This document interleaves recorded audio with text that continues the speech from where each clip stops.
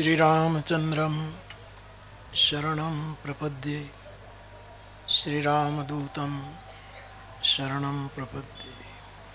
श्रीराम जय जय राम।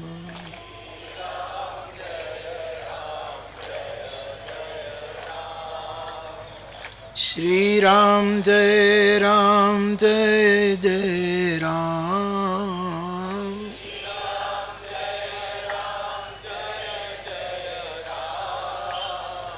श्रीराम जय जय राम।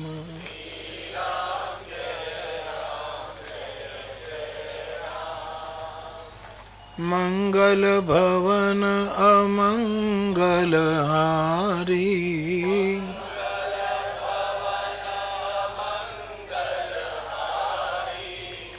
द्रवहु सो दशरथ अजीर बिहारी।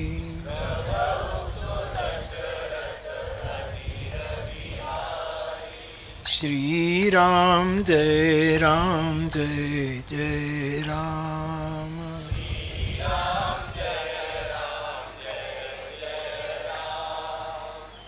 जय जय जय हनुमान गोसाई, जय जय कृपा करो गुरुदेव की नाई।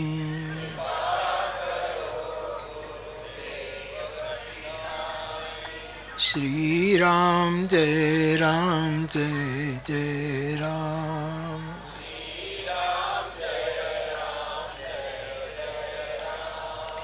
श्री राम जय जय राम।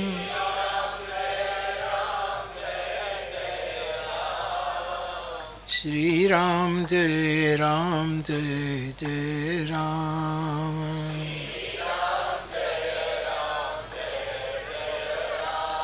बोलिए हनुमान जी महाराज की। सौ प्रथम हनुमान जयंतीना आ हनुमंत प्रागट्य दिवसे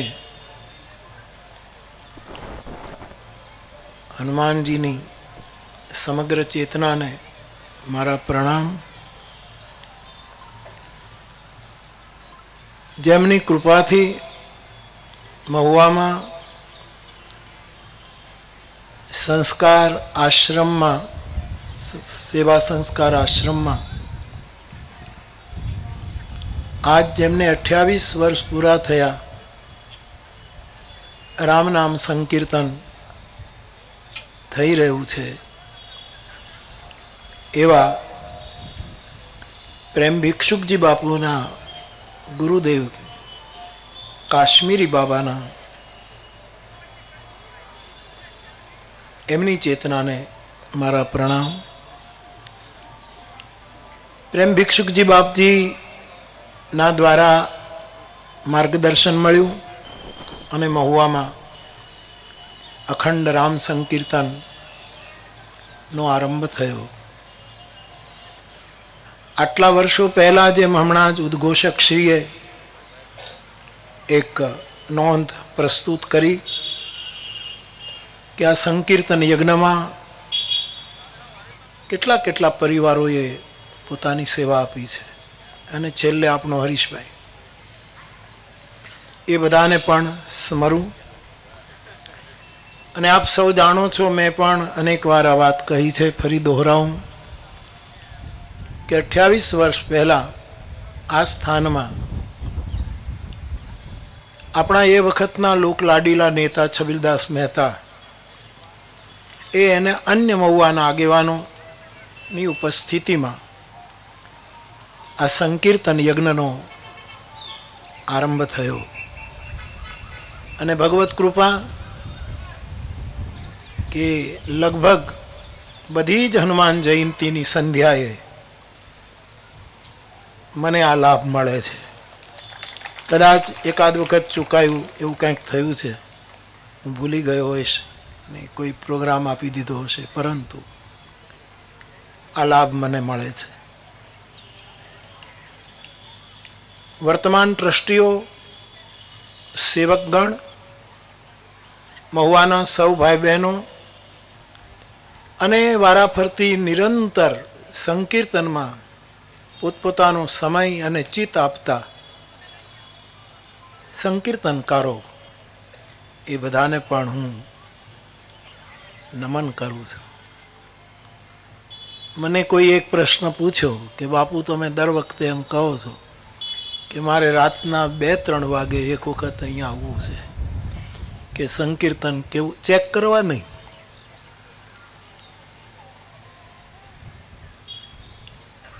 તો મને પૂછ્યું એવું કે તમે કદાચ આટલા વર્ષો થયા, મનમાં મનોરથ છે પણ હજી હું આવી નથી શક્યો, યોગ નથી થયો. પણ એમણે પૂછ્યું એવું કે તમે જાઓ અને 1 જણ કે 2 જણ જ કીર્તન કરતા હોય, આવી શંકા કરવાની જરૂર નથી. પણ એમણે કરી, અને એ સંકીર્તન કરનાર હવે કોઈ નથી અને સૂઈ ગયો હોય, બની શકે તો સંકીર્તન ભંગ થાય. મેં એવું કહ્યું કે અમારા ગામમાં ધનાભાઈ કણબી પટેલ હતા, ગુજરી ગયા, સુતાર શેરીમાં રહેતા હતા. એની પાસે 10 વીઘાનું એક કટકું હતું, ખેતર હતું. પોતે નાનકડી દુકાન ચલાવતા, સમાજ સેવા કરતા, ગોટાળા કર્યા વગર સહકારી મંડળી ચલાવતા હતા.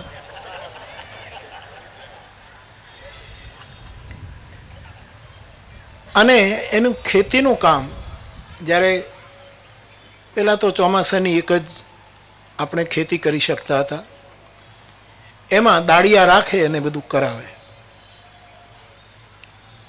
એમણે મને કહ્યું કે બાપુ ક્યારેક દાળિયા ન હોય અને જો ખેતર બરાબર યોગ્ય સમયે બરાબર ન થાય તો મોસમ ચૂકી જવાય. ત્યારે હું પોતે, કારણ કે મારું ખેતર, હું પોતે જતો, મારા દીકરાને લઈ જતો, અને બાપ દીકરા દ્વારા જેટલું થાય એટલું અમે ખેતરનું કામ કરતા હતા. મારે આ જવાબ મહુવાને આપવો છે કે ક્યારેક આ સંકીર્તન ક્ષેત્રમાં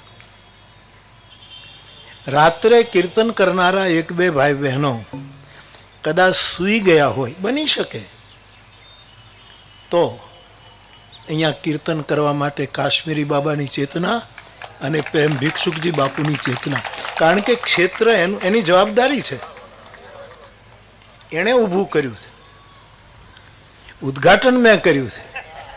પણ હજી 28 વર્ષે હું આવી શક્યો નથી. વર્ષમાં 2 વાર આવું, ડોંગરે બાપાની તિથિ હોય ત્યારે આવું, અને ક્યારેક વળી વચ્ચે એકાદ વખત આવ્યો દિવસે. તો આવા સંકીર્તન યજ્ઞો આહુતિ વગરના રહેતા નથી. સ્થૂળ આહુતિઓ જૂની થાય, અટકે, એમાં ભંગ પણ પડે. પણ આવી ચેતનાઓએ જે યજ્ઞ શરૂ કર્યો, પ્રેમભિક્ષુ બાપજીના તો દર્શન મહુવાએ કર્યા છે, આપણે બધાએ કર્યા છે, મને એનો વિશેષ લાભ મળ્યો છે. અને આપણા ગુજરાતમાં કેટલી જગ્યાએ એમની કૃપાથી સંકીર્તનો ચાલે છે. જામનગર, પોરબંદર, દ્વારકા, કચ્છમાં ભુજ, સોમનાથ, દાંડી હનુમાન, રાજકોટ, મહુવા, અને મને ખબર ન હોય એવી કેટલી જગ્યાએ સંકીર્તન યજ્ઞો ચાલે છે. હરીશભાઈની સેવા અને આ ઉંમરે પહોંચેલા પુષ્ટિ માર્ગના પરમ આચાર્ય પરમ પૂજ્ય ગોસ્વામીજી મથુરેશજી બાબાએ એમને પ્રેરણા થઈ, એમને આદેશ કર્યો કે વડોદરામાં પણ શ્રી કૃષ્ણ શરણમ મમ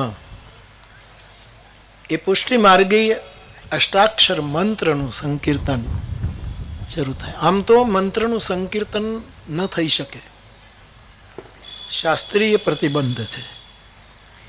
જેને મંત્રનો દરજ્જો અપાયો હોય એનો જપ જ થાય, સંકીર્તન ન થઈ શકે. સંકીર્તન જાહેર થઈ જાય છે. પરંતુ જેમ શ્રીરામ જય રામ જય જય રામ મહાપુરુષોને અધિકાર હોય છે કે એ મહામંત્રને ઓકે બેટા આવો મજામાં જય સિયારામ આ મહુવા જ કરી શકે, બીજું કોઈ ના કરે.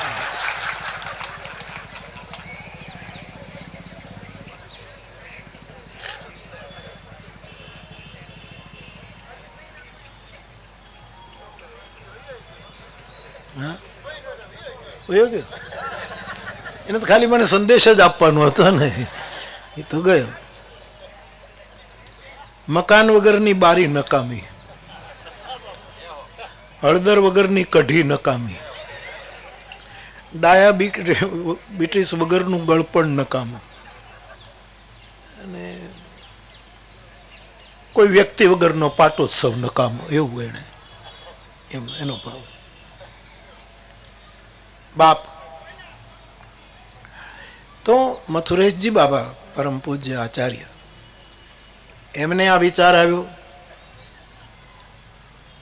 આ એક સિદ્ધ થતી વસ્તુ છે કે કલૌ કેશવ કીર્તનાથ. કલયુગમાં સરળ, સહજ,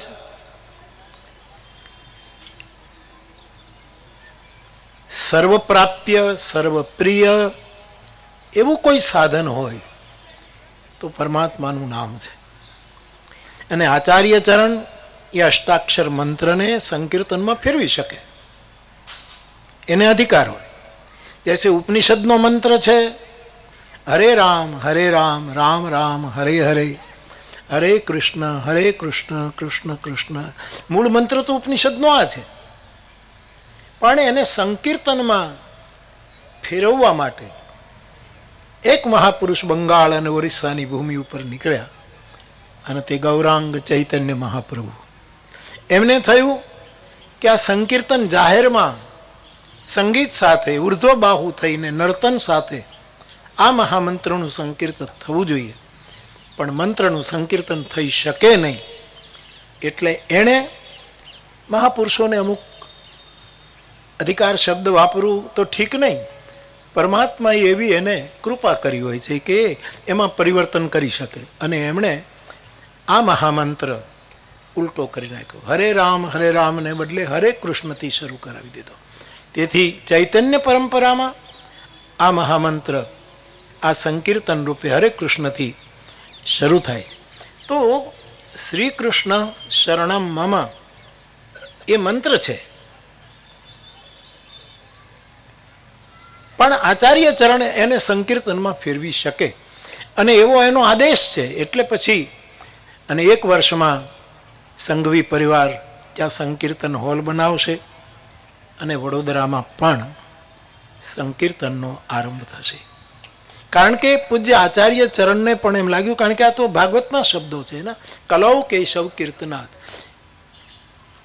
આટલું મોટું ભાગવત પુરાણ રચાયા પછી છેવટે જે સાર એક જ છે કે કળિયુગમાં કેવલ કેવલ અને કેવલ પ્રભુના નામનું સંકીર્તન.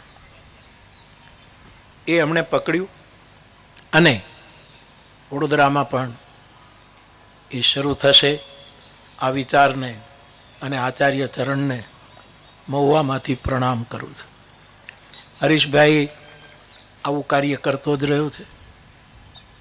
એમણે કહ્યું આટલા વર્ષ પહેલાં માનસ માર્ગ કથા અમે મુંબઈમાં કરેલી, પુષ્ટિ માર્ગ છે ને, એટલા મૂળ તો પુષ્ટિ માર્ગી છે, એટલે મેં માર્ગ શબ્દ પકડ્યો. એ તો માર્ગ ઉપર હતો, પણ મોટામાં મોટું કામ એ થયું કે મુંબઈની એ કથામાંથી આ ખેતસી માર્ગે ચડી ગયું. એ પોતે જ એમ કહે છે કે બાપુ મને માર્ગ મળ્યો હોય તો એ કથામાંથી. તો આપે મનોરથ રજૂ કર્યું. ઠાકોરજી એ તો પૂરો જ કરે, બરસાનાની કથાનું આપે જાહેર આમંત્રણ આપી દીધું છે બધાને. ત્યાંની ગૌશાળા મેં જોઈ છે, 65,000 ગાયો. અને સાંજના આરતી ટાણે જ્યારે એ ધણ છૂટે છે, મને ને તમને ન જવું હોય તો વૃંદાવન ના ગોરજ સમયે પહોંચાડી દેતું એ સુંદર વાતાવરણ મેં મારી આંખોએ જોયું છે. અને આ વિચારે બહુ સારો છે કે ચારે બાજુ કથામાં ગાયો ન રાખશે. આમ તો મારી કથામાં ગાયો પણ હોય છે,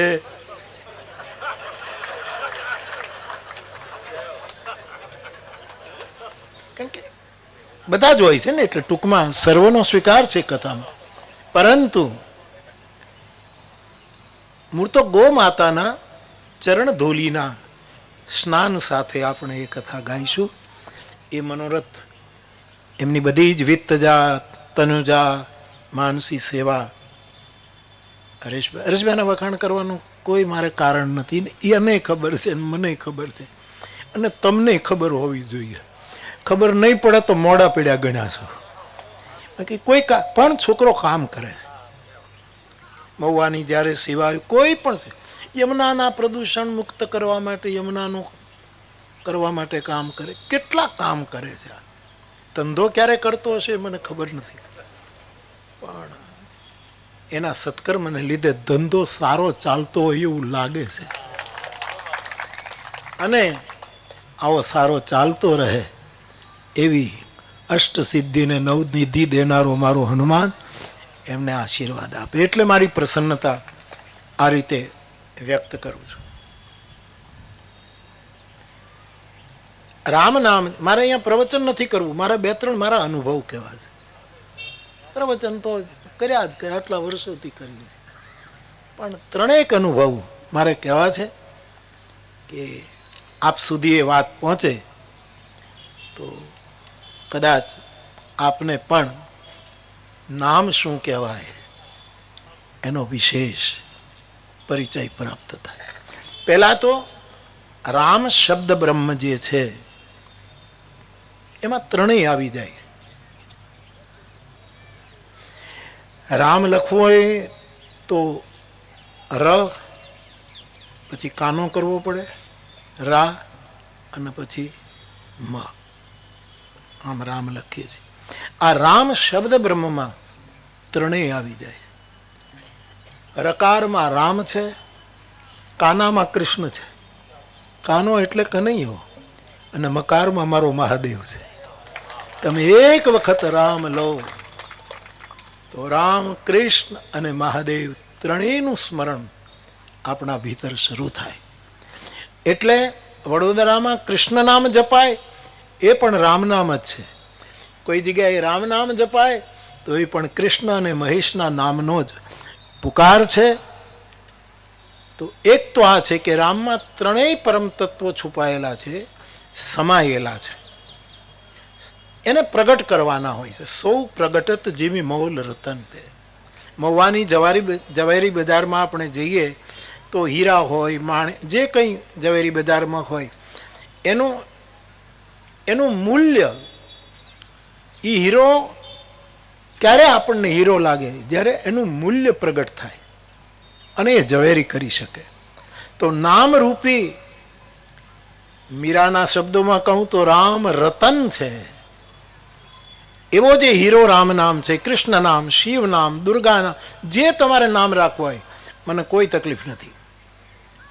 અંતે બધા નામો એના છે. ને એટલે જ મહાભારતમાં એના 1000 નામ લખી આપ્યા કે કોઈ દિવસ નામ જપનારને સંકડાશ ના આવે. એમાંથી જે નામ લેવું હોય એ લઈને 1000 નામ. મહાભારત જેવા આટલું બધું લાંબુ કરવાની જરૂર નહોતી, કારણ કે મહાભારતના એટલા બધા પ્રસંગો છે. એમાં એક સ્વતંત્ર પંચરત્ની ગીતા આપણે ત્યાં ગોરખપુરે છાપી, જેમાં ભગવદ્ ગીતા તો છે પણ વિષ્ણુ સહસ્ત્રનામ, આમ 5 મહત્વના રત્નો અંદર સમાવિષ્ટ કર્યા છે. તો 1000 ના આપીને આપણને બધું મોકળાશ આપી દીધી કે આમાંથી તમે ગમે તે નામ લો, એ એનું જ નામ છે. પણ પ્રશ્ન એ છે કે નામનો મહિમા કોઈ પ્રગટ કરે. સૌ પ્રથમ ચારે યુગમાં નામનો કોઈએ મહિમા પ્રગટ કર્યો હોય તો હનુમાનજીએ પ્રગટ કર્યો. આપ હનુમાન ચાલીસાના પાઠ કરો છો, આપણે બધા જ કરી. ત્યાં લખ્યું છે કે ચારો જુગ પરતાપ તુમારા. અને તમે શું કર્યું? હે પરસિદ્ધ પ્રગટ કર્યું. જે છુપાયેલું હતું એને સાર્વજનિક કર્યું. હે પરસિદ્ધ. અને એને પ્રણામ. કારણ કે હીરો છે ને સાહેબ, એનું એક અજવાળું હોય છે. એ કોલસો નથી, જાત એક જ છે. ખાણમાંથી નીકળે છે. કોલસામાં અને હીરામાં બહુ ફરક નથી. કોલસો ક્યારે હીરો થઈ જાય એની એક પ્રોસેસ, એની એક પ્રક્રિયા છે. મેં ઘણી વખત કથામાં દ્રષ્ટાંત આપ્યું છે. હવે આ હકીકત હોય કે ન હોય, પણ આને વાર્તા રૂપે લેજો કે અકબરના દરબારમાં એક માણસ 2 હીરા લઈને આવ્યો. તમે સાંભળ્યું હશે તો તમને સ્મરણ થશે. અને અકબરના દરબારમાં તો બધા રત્નો રહેતા હતા, જુદા જુદા ક્ષેત્રના નિષ્ણાતોને એ રાખતો હતો. તો કચેરી ભરાયેલી અને પેલો માણસ આવ્યો અને 2 હીરા મૂક્યા અને કહ્યું કે આમાંથી સાચો હીરો કયો અને ખોટો કયો એ જો કોઈ પરખી આપે તો હું આટલા સ્ટેટમાં ફર્યો છું અને બધા સ્ટેટમાં વિદ્વાનોની મેં પરીક્ષા કરી છે, એમાં હું જીત્યો છું. તમે ખોટા પડો તો તમારે મને આટલું આપવાનું, અને સાચા પડો તો અત્યાર સુધીમાં મને જેટલા પ્રમાણપત્રો મળ્યા છે કે જે કંઈ મળ્યું એ હું દિલ્હીને અર્પણ કરું. આખી કચેરી ભરેલી અને 2 હીરા મૂક્યા. નિષ્ણાતો હતા, 9 રત્નો બેઠતા હતા. બધાને એમ થયું કે આમાં ખોટા પડીએ તો અકબર કહે છે કે તમે રત્ન હતા કે તમે શું હતા? આમ આપણે ત્યાં નંગ શબ્દ આમ સારો છે, પણ ગુજરાતી ભાષાને વધારે ભાષીને વધારે ખબર પડશે. આપણે ત્યાં કોઈ વિશેષ વ્યક્તિને આપણે એમ કહીએ છીએ કે આ તો નંગ છે. એ બહુ સારા અર્થમાં આપણે નથી કહેતા. ઘણા તો 9 નંગ પહેરે છે. બાપ, મધ્યાહનનો સૂર્ય થયો, કોઈ વિદ્વાન ઉભો ન થયો. એક સુરદાસ આવે છે ભીડને ખાળતો. કોઈકે રોક્યું, સુરદાસજી નહીં, કે મને લઈ જાઓ દરબારમાં. રાજાનો જનતાનો એક નાગરિક છું અને મારા રાજાને મારા રાજ્યના પંડિતોને જ્યારે સમસ્યા હોય ત્યારે જો લોકો મને પ્રજ્ઞાચક્ષુ કહેતા હોય અને મારી પાસે ચર્મચક્ષુ નથી પણ પ્રજ્ઞાની જો આંખો હોય તો મને એક મોકો આપો, આમાં સાચો કોણ અને ખોટો કોણ એ નક્કી કરી દો. તડકો પડતો હતો. રાજા સુધી વાત ગઈ. પંડિતો જે કહ્યું હા બરાબર, કારણ કે પંડિતો જને એમ થયું કે આપણા ઉપરથી આ ઘાત જાય. બોલાવો બોલાવો બોલાવો બોલાવો બોલાવો બોલાવ્યા. અને સાહેબ સુરદાસજી આવે છે. ટેબલ ઉપર 2 હીરા હતા. આમ 2-3 મિનિટ હાથ ફેરવી અને કીધું કે આ હીરો છે, આ ખોટો હીરો છે. અને જે માણસ આ લઈને આવ્યો હતો એને કહ્યું કે વાત સાચી છે, નિર્ણય સાચો છે, કે આ સાચો છે, આ ખોટો છે.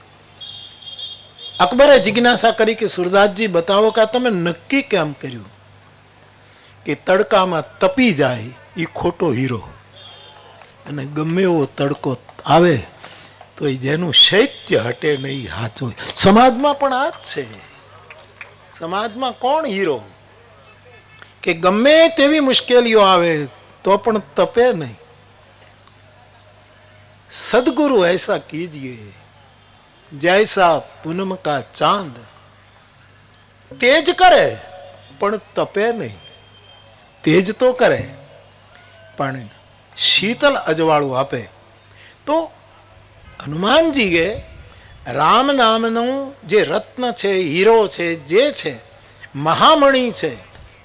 તુલસીદાસજી આને મહામંત્ર, મંત્ર મહામણી વિષય બ્યાલ કે મેટત કઠિન કુઅંક ભાલ કે,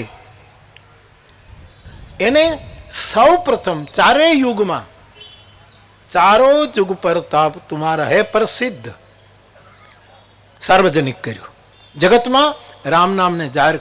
અને એ હીરો હોય તો તપ્યા વગર તેજ કરતો હોવો જોઈએ. એટલે તુલસીદાસજી લખે છે હે પ્રસિદ્ધ જગત ઉજિયા. ઉજિયારો એટલે અજવાળું આખા જગતમાં રામ નામે. અને આજે આપણે જોઈએ છીએ આ મહાપુરુષોને લીધે રામ નામનું અજવાળું જગતભરમાં, પ્રભુ નામનું, પરમાત્મા નામનું આખા જગતમાં અજવાળું છે. તો આવા સંતોએ સમયે સમયે આ નામનું વિશેષ પરિચય આપણને કરાવ્યો છે. હવે આમ આત્મકથન જેવું લાગે, પણ હવે મહુવા તો આપણું છે એટલે પ્રવચન, આમ તો પ્રવચન જ કહેવાય, પણ પ્રવચન કરતાં મારે અનુભવ કહેવો. તમે મને પૂછ્યું નથી, પણ હરેશ મને પૂછે કે મોરારી બાપુ 65 વર્ષના રામકથા ગાન, રામનું નામ, એમાં નામ વિશેનો તમારો શું અનુભવ? તો મારે આ કહેવું છે, તમારા સુધી વાત પહોંચે તો, નહીતર આવતી હનુમાન જયંતિ પાછા મળશું આપણે. મુદ્દત ટ્રમ્પે ન નાખી કે 90 દિવસ સુધી હમણાં કાંઈ એવું કાંઈક કીધું ને કે હમણાં આપણે કાંઈ ડખો નહીં કરીએ. એક મારો અનુભવ છે, બહુ વિનમ્રતાથી જ કહું, તમે એનો અર્થ બીજો કરો તો મને ખબર નથી, પણ મને મારા મહુવા પાસે કહેવાની ઈચ્છા થઈ, એ જ મારી વિનમ્રતા છે. આ વાત મેં હજી સુધી 65 વર્ષમાં નથી કીધી. આજ મારી હનુમાન જયંતીએ તલગાજરડાથી આવીને અહીંયા રામ નામ સંકીર્તનમાં 20 મિનિટ બેસીને પછી તમારી સામે મુખરતા આવું છું. પહેલું, જેણે આ રામ નામનું હીરાને પરખ્યો, આ બુદ્ધ પુરુષો દ્વારા એનું અજવાળું અનુભવ્યું, ચારેય યુગમાં એનો પ્રતાપ સિદ્ધ થયો, એના 3 અનુભવો થોડાક મારા છે. આશીર્વાદ આપજો કે આ અનુભવ આગળ વધે. આવા છે. એક, આપણી પાસે મન છે, આપણી પાસે શરીર છે. પહેલું તો એકદમ આપણે કોઈને મળીએ તો પહેલું શરીરને જ મળાય છે, પછી થોડાક એકાબીજાના પરિચયમાં આવીએ અને અંદર ઉતરીએ થોડા તો મન સુધી જવાય. અને સુરતના કવિ ગની દહીંવાલા સાહેબ કહે છે કે બસ આપણે તો જવું હતું ફક્ત એક મેકના મન સુધી, ન ધરા સુધી ન ગગન સુધી. શું આ માણસે તત્વજ્ઞાન કહ્યું? મારે કોઈ ઉન્નતિ કે પતનની સાથે કંઈ લેવા દેવાના. હું કથામાં કયા કરું છું કે મારે વૈકુંઠ નથી જવું, મારે મોક્ષ નથી જોઈતો, મારે કોઈ પ્રમાણપત્રો નથી જોઈતા. તમારી સદભાવના કે દુર્ભાવના જે હોય એ બધી રૂપાઓમાં વહી જાય છે અને સમુદ્રમાં ભળી જાય છે. એટલે મને ક્યાંય ભગવત કૃપાથી એનો સ્પર્શ નથી થતો. પરંતુ આપણે ક્યાંય નથી જવું. હું હંમેશા કહું કે મારે મારી કથામાં રામ નામનો આશ્રય લઈને મારા શ્રોતાઓના મન સુધી પહોંચવું છે, વિશેષ કંઈ નથી. શરીર સુધી તો હું તમને જોઈ શકું, મને જોઈ શકો, આપ નજીક બેઠા હો, દૂર બેઠા હો, એ બધું થાય. આ સન્માન કરીએ અમે ત્યારે ઘણા હાથ પકડીને આમ ભેટવાની કોશિશ કરે, પોતપોતાની સાધના પ્રમાણે આદર વ્યક્ત કરે. પણ મનથી જે મળવાનું છે, ગની સાહેબ કહે છે નથી મારે ઉન્નતિ જોઈતી, નથી મારે પતન જોઈતું. માનવીએ માનવીના મન સુધી પહોંચવું. અને રાજેશભાઈ આપણા પેલા કવિ હવે ન રહ્યા, હા અનિલભાઈ ને, બંધાય છે રસ્તો. હા, હજી એક માનવી સુધી નથી એક માનવી પહોંચ્યો. મેં સાંભળ્યું છે ક્યારનો બંધાય. આ જગત સર્જાણું ત્યારથી રસ્તો, પણ હજી માણસ સુધી પહોંચ્યો નથી. આ મોટી ક્રાઇસિસ છે. સંબંધોમાં પહોંચ્યા છીએ, પ્રેમમાં નથી પહોંચ્યા. સંબંધોમાં તો મારી મા, મારા બાપ, મારો ભાઈ, મારા ફ્રેન્ડ, મારા આ બધા જે હોય સંબંધોમાં પહોંચ્યા છીએ, પણ મુક્તતામાં ક્યાં પહોંચ્યા છીએ? પ્રેમમાં ક્યાં પહોંચ્યા? તો ગની કહે નથી ઉન્નતિ નથી પતન, ન ધરા ન ગગન.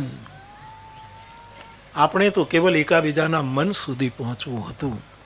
એ મન સુધી પહોંચવાનું એટલે પહેલા તો શરીર સીધું આપણને દેખાય, થોડાક અંદર જઈએ તો પછી મન. વધારે લાંબી વાત નહીં, મને 3 જગ્યાએ થોડુંક સમજાવ્યું એટલે 3 સ્થાન, અને પછી ગહેરાઈમાં આત્મા, એના પછી છેલ્લે જે દેખાતો નથી, જેને પાણી પલાળી શકતું નથી, અગ્નિ બાળી શકતો નથી, વાયુ સુકાવી શકતો નથી, કાળ એને મારી શકતો નથી, કોઈ એને જન્માવી શકતું નથી, કોઈ એને, એ બધા શાસ્ત્ર વચનો આપણે જાણીએ છીએ. આ 3 ઉપર રામ નામ કામ કરે છે. એવો તમારા મોરારી બાપુનો થોડોક અનુભવ છે. 3 ઉપર બહુ કામ કર્યું હરીશ. રામ નામ હું હમણાં કયા જ કરું છું કે મારું 80મું બેઠું છે, અને આમ વર્ષ બેહે ને પછી ઘણું બેહે, પનોતી બેઠે, કાંઈક નું કાંઈક તૈયાર જ કરે યાર. પણ રૂપાવામાં બહાવી દઉં બધું. એટલે તલગાજરડું ટાંટિયા નાખે ને વડલી વાહો વાર, ભાદરોડી ભભકારા કરે અને બૂંટીઓ બારો બાર. એ અમારા ગામ માટે કહેવત છે. તો પહેલી વસ્તુ, શરીરની સ્ફૂર્તિ ક્યારેય ઘટી નહીં, અમારું. અને તમારી પાસે ખરેખર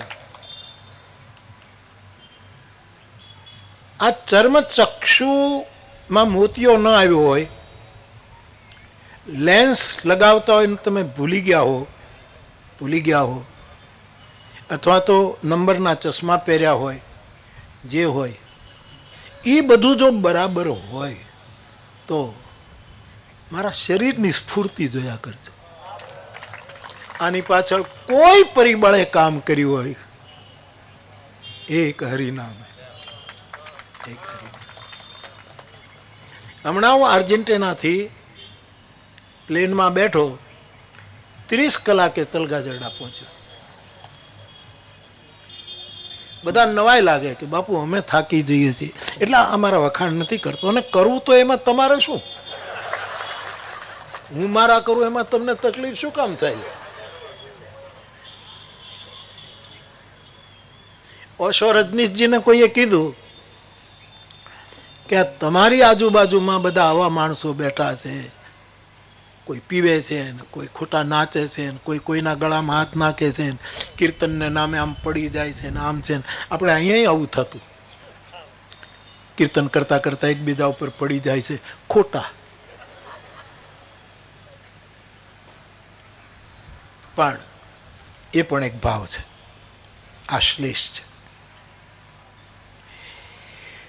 તો એવું બને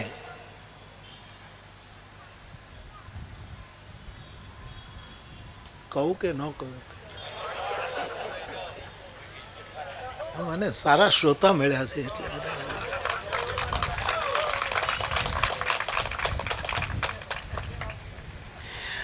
એટલે તમારી પાસે જો ખરેખર તમારી આંખ હોય તો તમને બીજાએ ભરમાવ્યા હોય અને નેત્રમણી મુકાવ્યો હોય, કોઈ ડોક્ટરે,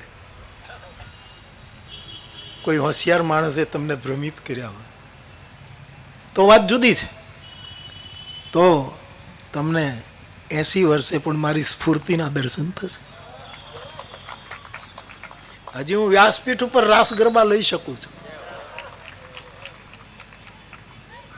આની પાછળ મારા બાપ કોઈ ઉર્જાએ કામ કર્યું હોય તો રામ નામ. અને મને એનો થાક જ નથી. મને ઘણા એમ કે બાપુ અમે તો મુંબઈથી અહીંયા આવીએ પ્લેનમાં ત્યાં થાકી જઈએ છીએ. તારા ભાગ્ય. એટલે ઓશોને વચ્ચે હું લાવતો હતો કે હું મારી વાત કરું એમાં તમને તકલીફ થાય તો તમે જાણો. મારું નામ મોરારી બાપુ છે એમ ન કહી શકું? એમાં અહંકાર છે? હું સાવિત્રી માનો દીકરો છું એમ ન કહી શકું? એમાં અહંકાર છે? હું તલગાજરડામાં માર્ગી વૈષ્ણવ સાધુનું બાળક છું એમ કહું તો કોઈ અપરાધ છે? એ રીતે હું કહું છું. અને વિનોબાજીએ અમને પ્રેરણા આપી છે કે માણસે ગુણનું પણ સંકીર્તન કરવું જોઈએ. માણસમાં રહેલી અચ્છાઈ હોય, જગતની પાસે એ પ્રતિભા દેખાડવા માટે નહીં, પણ આપણને આપણી અચ્છાઈનો આનંદ હોવો જોઈએ. નહીતર પ્રભુને ખોટું લાગશે કે મેં તને અચ્છો બનાવ્યો અને તું દાદ નથી આપતો. તારે દાદ આપવી જોઈએ કે મેં તને અચ્છો બનાવ્યો. એક તો માણસ મેં બનાવ્યો, એમાં સારો માણસ તને બનાવ્યો, આ બધું મેં કર્યું છે. તો ઓશોને કોઈએ કહ્યું કે તમારી આજુબાજુમાં આ બધા આમ કેમ બધા પડે, એકાબીજા ભેટી પડે ને ઓચિતા આમ કરે ને આમ. અમારે મહુવામાં હરીશ, હું જ્યારે મુંબઈમાં જ્યારે શરૂઆતની કથામાં ત્યારે તું તો તારે કેટલા વર્ષ થયા? એટલે તું નાનો હોઈશ એમ કદાચ, ખેતસી તો જન્મ્યો જ નહીં હોય. પણ વૈષ્ણવો દ્વારા બહુ કથા યોજાતી હતી, માટુંગાના આમ ને તેમ ને કથાઓ વૈષ્ણવોમાં. ત્યારે રાત્રે રાજેશભાઈ રોજ મુશાયરા હોય અમારે, ડેઈલી મુશાયરા. અને એ વખતના મૂર્ધન સાહિત્યકારો તે એકવાર બરકત વિરાણી મોડા પીડ્યા. હવે બિચારા એસટીની બસમાં આવે, આ શાયરો તમે 25 રૂપિયા આપો ને રાજી રાજી થઈ જાય સાહેબ. આવા શાયર અને કેવી ગજાના શાયરો હતા. બેફામ તો એ કેટલું થાકી જવું પડ્યું. નહીતર જીવનનો માર્ગ છે ઘરથી કબર સુધી. હરેક ગઝલના અંતમાં મૃત્યુ, કબર આ જ આવીને ઉભું રહે બેફામમાં.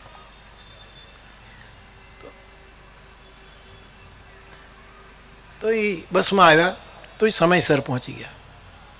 પછી એક બીજા કવિ જેનું નામ નહીં આપવું હોય એ પણ નથી, એ મોડા પડ્યા, થોડા રસિક હતા. તો પૂછ્યું બરકતભાઈ કે કેમ મોડું થયું? તો કે રસ્તામાં એક મારી ફ્રેન્ડ મળી ગઈ. એટલે અમે બહુ નાનપણથી એકાબીજાને ઓળખીએ એટલે અમે એકબીજાને ભેટ્યા. એમાં થોડું મોડું થયું. તો કે રસ્તામાં જેટલા મળે બધાને ભેટવાનું. તુલસીદાસજીએ લખ્યું છે કે ગામથી દૂર ખેતી ન હોવી જોઈએ અને રસ્તામાં મળે એની સાથે આસક્તિ ન હોવી જોઈએ. એ તો ક્યારે મળ્યા ક્યારે જુદા પડી જશે એવું તુલસીદાસજીએ દોહાવલીમાં લખ્યું છે. અને પોતાની ઓકાત કરતા વધારે કરજો લઈને ધંધો ન કરવો જોઈએ. આ તુલસીદાસજીના 500 વર્ષ પહેલાના લેખો આજે પણ પ્રાસંગિક છે આ બધા. તો બેફામ બરકતભાઈ કે રસ્તા મળે બધાને આમ ભેટવાનું. તો તમે મારા પછી 10 મિનિટ આવ્યા ને રસ્તામાં તો એક ગધેડું ઊભું હતું. બરકતભાઈ એને કેમ તું ન ભેટ્યો? એટલે ઓશોને કોઈ ફરિયાદ કરી કે તમારા ભક્તો બધા એકબીજાને ભેટે નામ ને તેમને કઈ મર્યાદા રહેતી નથી. એવી કોઈએ ફરિયાદ કરી. તો કીધું મારા ભક્તો આવું બધું કરે એમાં મારે શું? તો કે પણ તમારી બદનામી થાય છે તો એમાં તારે શું? એમ હું મારી વાત કરું એમાં તમારે શું? મારે શું લેવા દે?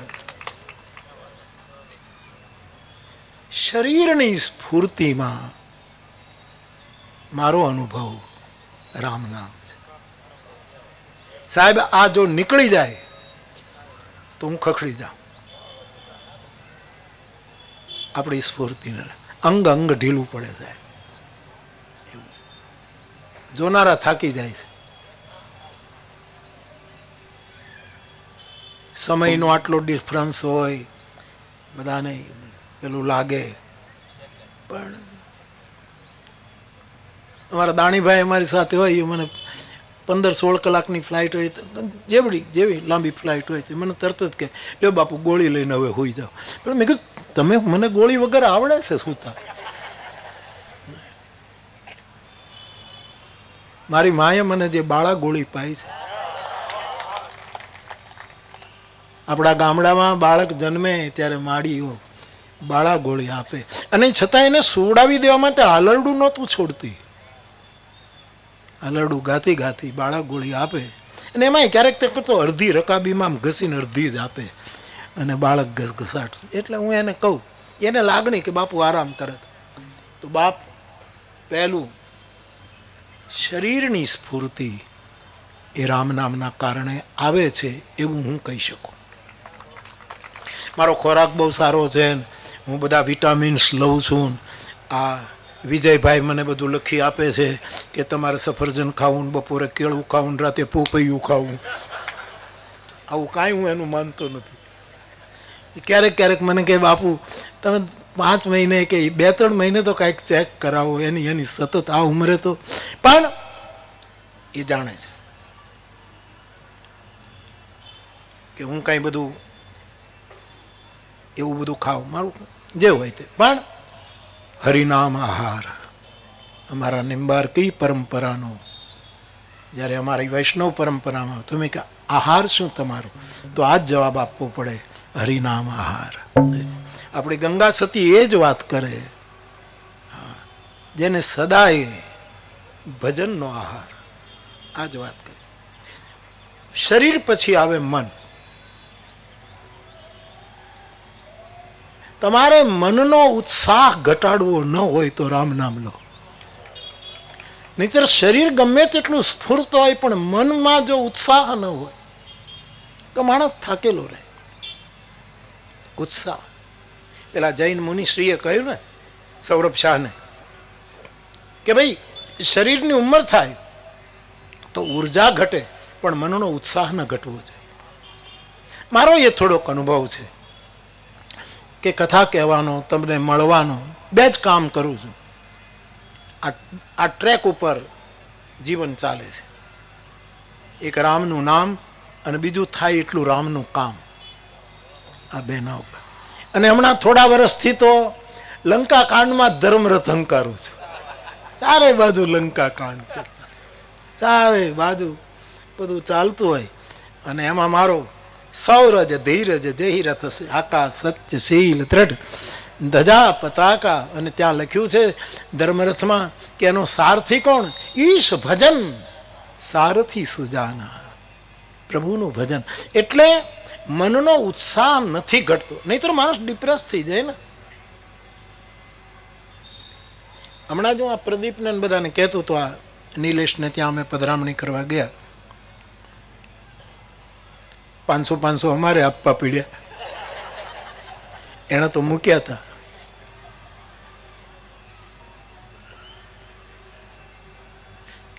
વીસ 30 વર્ષ પહેલા તમે જે બોલો, જે રીતે બોલો, એની કોઈ ચિંતા નહોતી. અને આજે એટલું બધું છે, તમે ગમે ત્યારે શું બોલો એને તમે ગમે તે રીતે લંકાકાંડ સર્જી શકો. અને એ વખતે ધર્મરથના 2 પૈડા, ધૈર્ય અને શૌર્ય, એ ટકવા જ. આ ધૈર્ય અને શૌર્ય એક સિક્કાની 2 બાજુ છે. ઘણા લોકો મને પૂછ્યું, ગઈ કથામાં પણ કહેતો હતો કે બાપુ ક્યાં સુધી ધૈર્ય રાખવું. મેં કહું ધૈર્યની કસોટી જ તું બરાબર ધૈર્ય રાખ, એ જ તારું શૌર્ય છે. ધૈર્ય છોડી દે એ તો કાયર છે. આ 2 રથના પૈડા છે. ઉત્સાહ ન ઘટવો જોઈએ બાપ, મનમાં ઉત્સાહ રહેવો જોઈએ. કારણ કે મન જેવી પ્રભુની વિભૂતિ આપણી સાથે છે. ભગવાનને નથી જોયા, મનમોહનને નથી જોયો, પણ એની વિભૂતિ રૂપે જે મન છે, ઇન્દ્રિયાણા મનશ્ચાસ્મી. ગીતામાં કૃષ્ણ કહે, અર્જુન ઇન્દ્રિયોમાં મન એ મારી વિભૂતિ છે. તો મનનો ઉત્સાહ ઘટવો ન જોઈએ. અને ત્રીજો અનુભવ, આત્માની વિશેષ જાગૃતિ. જેને વેદાંતિઓ આત્માનુભવ કહે છે, આત્મ પ્રતીતિ કહે છે, આત્મ જ્યોતિનો પ્રકાશ અનુભવે મહાપુરુષો. તુલસીદાસજી ચોપાઈમાં લખે છે, આત્મ અનુભવ સુખ સ્વપ્રકાશા, એવું ઉત્તરકાંડમાં લખે છે. ભગવાનના નામને લીધે સાધકને, કોઈ સાધુને આત્મપરિચય થવા માંડે છે. આવું પણ લાગે છે. એટલે શરીર, મન અને આત્મા ત્રણેયને રામ નામના પ્રતાપથી, કૃષ્ણ નામ, કોઈ પણ નામ, હું રામ બોલું છું એટલે તમે સમજી લેજો કે તમે જે ઈષ્ટદેવનું નામ લેતા હો તે, આ બધી મારી ખુલ્લી ડંકાની ચોટ ઉપર વાતો હોય છે. પ્રભુના નામમાં આ ત્રણેય કેન્દ્રોને સતત સક્રિય કરવાની તાકાત છે. શરીર સક્રિય રહે, મન સક્રિય રહે, ઉત્સાહને માટે, વિચારો માટે નહીં. ન બુદ્ધયા ન ટીકયા ચ ન, ભાગવતમાં લખ્યું છે. તમને એ માર્ગ બુદ્ધિથી નહીં સમજાય અને ટીકા ટિપ્પણીથી પણ નહીં સમજાય એવું વ્યાસજી બોલ્યા છે. હું સવારે પણ કોટ કરતો હતો. અહમ વિદ્મે, વ્યાસ કહે મેં ભાગવત લખ્યું અને એમાં શું લખ્યું, એનો શું સાર છે એ હું જ જાણું છું. વ્યાસ અહમ વિદ્મે શુકો વેતી, મારો શુકદેવ જાણે છે. સંજયો વેતી વા નવા, સંજય જાણે છે કે નથી જાણતો એ કહી નથી શકતો. કારણ ભક્ત્યા ભાગવતમ શાસ્ત્ર, ભાગવત શાસ્ત્ર જીવન શાસ્ત્ર. ભાગવત શાસ્ત્ર એટલે જીવન શાસ્ત્ર. એને કેવલ પ્રેમ અને ભક્તિથી જ ઓળખી શકાય. ન બુદ્ધયા, બુદ્ધિથી નહીં સમજાય. ન ટીકયા છે, એની વિવેચના કરવાથી પણ નહીં સમજાય. ટીકા એટલે જેમ આપણે નથી ગ્રંથોની ટીકા કરતા, એનું ભાષ્ય કરતા, એનાથી પણ એ પકડમાં નહીં આવે. બુદ્ધ એમ કહેતા કે એક માણસની ટેવ હતી કે સવારથી હાંજ સુધી ગાયોને ગણ્યા કરે. કેટલી ગાયો આવી, કેટલી, એક જ ધંધો, ખાધા પીધા વગર ગાયોને ગણે. પછી એના ઘરના આવીને લઈ જાય કે કાલ સવારે પાછું બેચ જજે, ગાયો ગણે. પણ 40 વર્ષ સુધી એને ગાયો ગણી પણ એક પ્યાલો દૂધ ન પીધું. એમ ઘણી વખત હું ને તમે બુદ્ધિના તરંગમાં, ટીકા ટિપ્પણીના તરંગમાં, તર્ક વિતર્કોને આ બધાને ગણતા રહીએ છીએ અને ધર્મનું દૂધ પીધા વગર વયા જઈએ છીએ. ધર્મ દૂધ છે. તુલસીદાસજી લખે છે, પરમ ધર્મમાં પૈ દુહી લેહી, પરમ ધર્મ એ દૂધ છે. તો આ એક વસ્તુ કે ત્રણેય કેન્દ્રો સક્રિય રહે છે. અને પછીનું ચોથું કેન્દ્ર છે પરમાત્મા, પણ હજી આપણે ત્યાં પહોંચ્યા નથી. અને હું તમને ખોટે ખોટું બણગા ફૂકું, તમે તો માની જ લેશો. તમે તો શ્રદ્ધા છે તમારી, તો તમે તો ગમે તે અમે બોલીએ માની જ લો છો. એ ભાવ છે તમારો કે બાપુ બોલે એ બરાબર જ હોય, બધું બરાબર ન પણ હોય. એટલે હું જો અહીંયા ધડાકો કરું કે પરમાત્મા તત્વ પણ સુધી પહોંચી જવાયું તો એ બણગો ફૂંક્યો કહેવાશે. અને હું ઈશ્વરને છેતરી શકું, મારા શ્રોતાને ન છેતરી શકું. કારણ કે તમે સમર્પિત છો મારી વ્યાસપીઠને. મારે તો કેટલું સાંભળવું પડે છે એ વાત છોડો, પણ તમારે કેટલું સાંભળવું પડતું હશે કે બાપુની પાછળ શું ગાંડા થયા છો, ને જ્યાં જાઓ ત્યાં કથા, ને જ્યાં હોય ત્યાં બાપુ જ કેન્દ્રમાં. આવું તો બધું કેટલું કેટલું સરસ એકદમ કમોસમી વરસાદ થાય છે. હમણાં ભાવનગરમાં કાલે નહીં એક સારો વરસાદ પડ્યો. અત્યારે એમ કે છે કાશ્મીરમાં વરસાદ પડે છે. એટલે મોસમી વરસાદ હોય, કમોસમી. અને વરસાદ કરનારા મોસમ પણ જોતા હોય કે આ ટાણું બરાબર છે, ઝાપટું નાખી દો. એવા સમયે ખોટા બણગા ન ફૂંકવા. પરમાત્મા તત્વ સુધી, અને હું આપને બહુ હૃદય, મને આશીર્વાદ આપ, મારે પરમાત્મા સુધી પહોંચવું પણ નથી. હું એના નામના આધારે, બાકી પરમાત્મા પચે એવો નથી સાહેબ. અર્જુનને નથી પચ્યો. હું ને તમે કયા ખેતરનું મૂળું. અર્જુનને પચ્યો, વિરાટના દર્શન કરાવ્યા અને અર્જુનને આખી ગીતામાં 3 વખત તાવ આવ્યો, 3 વખત.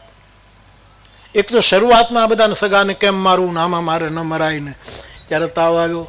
બીજી વખત વિરાટનું દર્શન કર્યું ત્યારે ધ્રુજી ગયો કે આ વિહાર શય્યાસન ભોજનેશુ, હે ગોવિંદ તારી સાથે મેં વિહાર કર્યો, એક થાળીમાં જમ્યા, વિનોદ કર્યા, આમથી આમ કર્યું, અને તું આ છો, આ મને ખબર જ નહોતી, મને આ જ ખબર પડી. ત્યારે એને થોડુંક ધ્રુજી ગયો, કંપન થયું. ત્યારે થોડોક, અને અર્જુનનું એક વાક્ય હું કથામાં કીધા કરું કે આજ મને ખબર પડી કે તું મારો સગો નથી, તું યશોદાનો દીકરો નથી, તું વસુદેવ કે નંદ કે દેવકીનો નથી, તું કંસનો ભાણેજ નથી, સનાતન સ્તમ પુરુષો મતો મેં, તું સનાતન પુરુષ છો, હે ગોવિંદ તું સનાતન પુરુષ છો. તો ત્યાં થોડોક એને તાવ આવ્યો. પણ આ તાવ એવો છે ને કે જ્યારે ઉતરવાનો હોય ને ત્યારે થોડીક ઝલક દેખાડતો જાય, છેલ્લે આમ થોડુંક, જ્યારે એમને અમુક તાવ એવા છે કે જવાનો હોય ને ત્યારે થોડીક એની અસર દેખાડે, પછી જાય. બેટ્સમેન રન ન કરી શકે ને આઉટ થાય ને તો બેટ પછાડતો જાય. પણ એમાં તું અમારી સામે શું કામ ખીજે, બેટ ઉપર શું કામ ખીજે, બેટે કાંઈ તારું બગાડ્યું નથી, નથી આમ કરતો જતો હોય છે. એમ અમુક તાવ એ વિજયભાઈ વધારે કહી શકે, વાછટ નાખતો જાય, અને છેલ્લે પાછી વાછટ આવી. કઈ વાછટ હતી? ભગવાન કરે બધાને આવે, કરીશ્ય વચનન તવ, હે ગોવિંદ હવે બાપ તું જે કહે એ મારે કરવાનું, હવે બોલે એ બીજો, હવે ફરે એ બીજો, હવે તું જે કહે. અને અર્જુન ને ભગવાને કહ્યું છે કે તારે યુદ્ધ કરવાનું, પણ વિગતો જ્વર, તાવ વગરનું યુદ્ધ કરવાનું, તાવમાં નહીં. આજે દુનિયામાં યુદ્ધ થાય છે ને એ તાવ સહિત થઈ રહ્યા છે. અને મહાભારતનું યુદ્ધ એમાં ના પાડી કે તું ગમે તેમ યુદ્ધ કરે, તને બુખાર ચડે ને યુદ્ધ, એવો તાવ નહીં. તો પરમાત્મા આપણને પચે કેમ? આપણા બુદ્ધ પુરુષોને એ દેખાણો હોય તો એની આંખ ઉપર ભરોસો કરી લઈએ પૂરતું નથી. હમણાં જ આ લોકોને કહેતો હતો કે રામકૃષ્ણ પરમહંસ નાના હતા, ખેતરમાં ગયા, આકાશમાં વાદળાઓ કાળા ડિમાણ હતા, અને એક સારસ પક્ષીની જોડ, પેલા કાળા જ વાદળ અને 2 સારસ પક્ષીની શ્વેત, એ ત્યાંથી નીકળે છે, અને રામકૃષ્ણ પરમહંસને સમાધિનો અનુભવ થયો. ક્યારે પળ પાકે એ કાંઈ કહેવાતું નથી. એક ઠાકુરની આંખો એને માને જોઈ હોય તો એની આંખો પર ભરોસો કરીએ તો આપણે વાત પૂરી થઈ ગઈ. આપણે દાખલો કરવાની જરૂર જ નથી. પણ એ કેન્દ્ર પણ નામથી સક્રિય થઈ શકે, કારણ કે સ્વયં ભગવાન કહે છે યદ મદ ભક્તા ગાયંતી તત્ર તિષ્ઠામિ નારદ નાહમ વસામિ વૈકુંઠે. ગરુડ, નારદ હું વૈકુંઠમાં નથી રહેતો, તમારી ભ્રાંતિ છે. મને વૈકુંઠાધિપતિ કહે છે, ઠીક છે. નાહમ વસામી, મને તલગા જરડા વાળો કહે ઠીક છે, પણ હું ક્યાં તલગા જરડા રહું છું? આજ યહાં કલ વહાં જોગી વાલા ફેરા હૈ. તો નાહમ વસામી વૈકુંઠે યોગી નામ હૃદય ન ચ, હું યોગીઓના હૃદયમાં પણ નથી. યત્ર મદ ભક્તા, જ્યાં મારા નામનું સંકીર્તન હશે ત્યાં કોઈ ખૂણામાં ઊભો તત્ર તિષ્ઠામિ નારદ, હું ત્યાં હોઈશ. જ્યાં નામ હોય ત્યાં નામી હોય જ, એને રહેવું પડે. તો પરમાત્માનું કેન્દ્ર પણ સક્રિય થઈ શકે, પણ એ આપણો મનોરથ પણ નથી. અને પછી એ કેન્દ્રમાં આપણે પહોંચી જઈએ અને પછી જન્મ મરણના ફેરા મટી જાય તો આપણે એવો ખોટનો દો. આપણે તો પાછું જન્મવું છે. હરેશ, આપણે તો અહીંયા આવી પૃથ્વી ક્યાં મળે સાહેબ? તમે કલ્પના કરો. ભાગવતમાં કહ્યું છે પૃથ્વીને ગુરુ બનાવ, તું જળને ગુરુ બનાવ, તું આકાશને ગુરુ બનાવ, તું વાયુને ગુરુ બનાવ, તું તેજને ગુરુ. આ બધા ગુરુ સ્થાનો ભાગવતજીમાં બતાવ્યા છે. આવું ક્યાં મળે?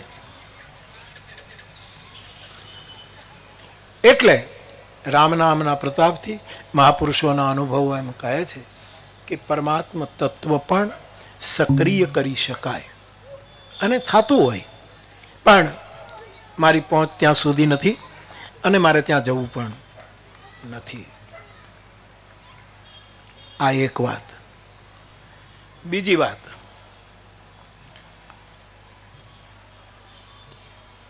તમે છે ને એટલા શ્રદ્ધાળુ છો ને કે કોઈ પણ વાતને ચમત્કારમાં ખપાવી દો છો, અને મારે એમાંથી બચવું છે, એમાંથી બચવું. વિજયભાઈ, 106 કે 107 ડિગ્રી તાવ હોય, માણસ જીવી શકે? બેહોશ તો થતો હોય. હા, શું તમારો મેડિકલ અનુભવ? હા, તકલીફ પડે ને. આમ 99 હોય, 100 હોય, 1 2 સુધી વાંધો નહીં. તલગાજડામાં અમે તો અભાવનું ઐશ્વર્ય ભોગવેલું. વર્ષો પછી હું નાનો હતો ત્યારે ત્રિભુવન દાદા ગયા, અમૃતમાં ગયા, પિતાજી સાવિત્રીમાં તો છે. માએ એક વખત કહ્યું, બેટા આપણે ક્યારેક સત્યનારાયણની કથા ન કરાવી શકીએ?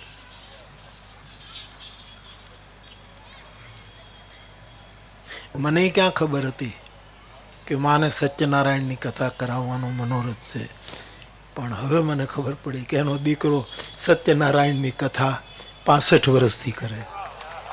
65 વર્ષ તો માની તો મને એમ થયું કે ભાઈ કાંઈક ભેગું કરીએ, કાંઈક ઘરમાં થોડીક શીંગ છે તો વેચી નાખીએ કાંઈક. અને તે દિવસે સત્યનારાયણની, આમ સત્ય તો બહુ મોંઘું હોય પણ કથા બહુ સસ્તી. આપણા બ્રાહ્મણ દેવતાઓ પણ બહુ જ ટૂંકમાં સત્યનારાયણની કથા નજીવી દક્ષિણાથી આપણને કરી દેતા. એટલે સત્ય ઘણું સસ્તું છે જો લેતા આવડે. કરીએ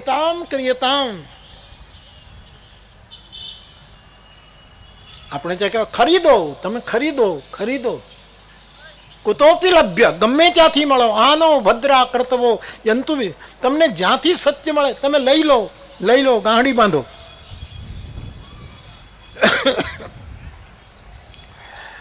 તો અમે સત્યનારાયણની કથા રાખી.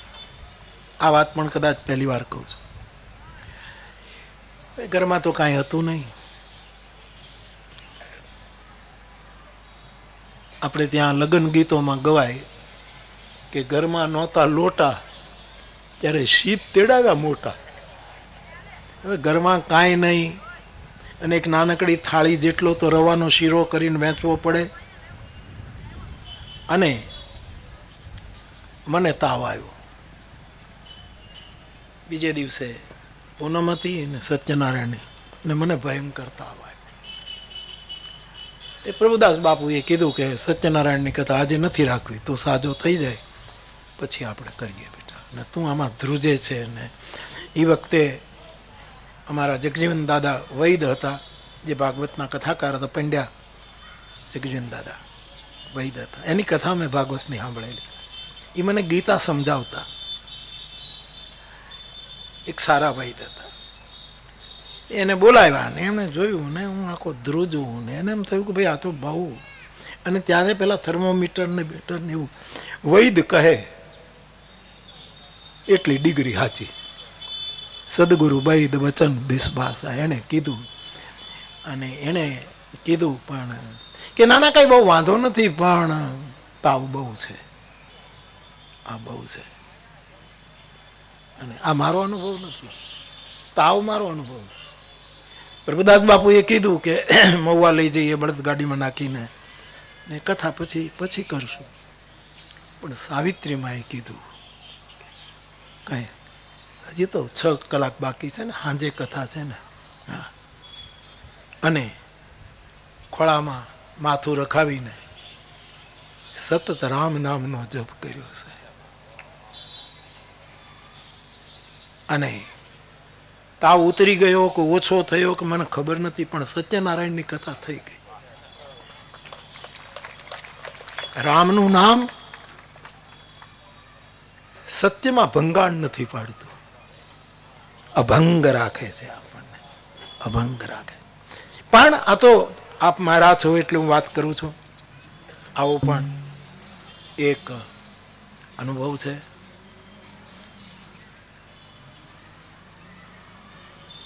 માધવબાગમાં કથા હતી મુંબઈમાં, અને મુંબઈમાં માધવબાગમાં કથા થાય એ વક્તા માટે બહુ મોટી ઉપલબ્ધિ ગણાય. જેમ ભાવનગરમાં ટાઉન હોલમાં કથા થાય એ મોટી ઉપલબ્ધિ ગણાય. 101મી કથા. આ કપોળ મહાજન અમારું મહુવાનું, દોલુભાઈ પારેખ ને એ બધા યજમાનો, અને 101મી માધવબાગમાં કથા. અને સાહેબ ખબર નહીં, મંગળા પાંડુરંગ દાદાએ ઉદ્ઘાટન કર્યું, દીપ પ્રજ્વલિત કર્યું. ક્યાંક પાઠશાળા એની ઉપર, માધવબાગમાં ઉપર એની પાઠશાળા સ્વાધ્યાયની. તો દાદાને મારા તરફ સ્નેહ વાત્સલ્ય, પોતે આવ્યા, સુંદર બોલ્યા, આશીર્વાદ આપ્યા અને ગયા. પછી મંગલાચરણ મેં શરૂ કર્યું, પણ અવાજ જ ન નીકળે. હું તો કાંઈ એવું કાંઈ અડાવડું ખાવું નહીં, અને આ કેમ થયું, શું થયું? એટલે હું આત્મચિંતન કરું, ક્યાંય આપણી ભૂલ થઈ, ખાવા ફેર થયો, જોવા ફેર થયો, બધું જોવું જોઈએ. ગળા એમનેમ નથી બેસી જતા. કોઈક ગળા ઉપર બેસી જાય તો જ બેસે નહીં, આપણે જ આપણા ગળા ઉપર બેઠા હોઈએ છીએ. ક્યાંક આપણા કર્મો આપણને કાંઈ જોવા ફેર થયું, કાંઈ ખાવા ફેર થયું, કાંઈક અનેક વિચારો આવ્યા. આ તો તમારી પાસે વાતો થાય સાહેબ.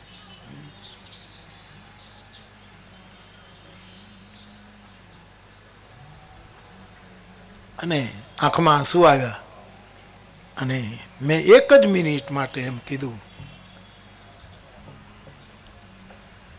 કે 24 કલાકમાં એકાદ કલાક પણ મેં ભાવથી રામ નામની માળા ફેરવી હોય તો મારો અવાજ છૂટો થઈ જવો જોઈએ. અને ફળા આ ચમત્કાર નહીં ગણતા. તમે પાછો અવાજ બેસી જાય તો પ્રયોગ નહીં કરતા, નહીતર વધારે ઊંડો વયો જાય. સમજ્યા? પણ મારે 2-3 અનુભવ તમારી પાસે શેર કરવા હતા, જેથી કરીને આપણી નામ નિષ્ઠા વધે. અને હું બોલી રહ્યો છું, આ 2 પરમ પુરુષ, અને વચ્ચે પરમ પરમ પરમ પરમનો પરમ મારો હનુમાન બેઠો છે, એની સાક્ષી. અને એના કરતા તમે પણ મારા પરમ વાલા છો બધા. એટલે તમારી સામે બોલી રહ્યો છું. કોર્ટમાં ગીતા ઉપર હાથ રખાય, હું હાર્ટ ઉપર હાથ રાખીને કહી રહ્યો છું, જેથી કરીને 28 વર્ષનું આ સંકીર્તન યજ્ઞ, આમાં જેને સેવા આપી છે એને વિશેષ રામ નામનો કંઈક ઉઘાડ થાય કે નામ શું ન કરી શકે.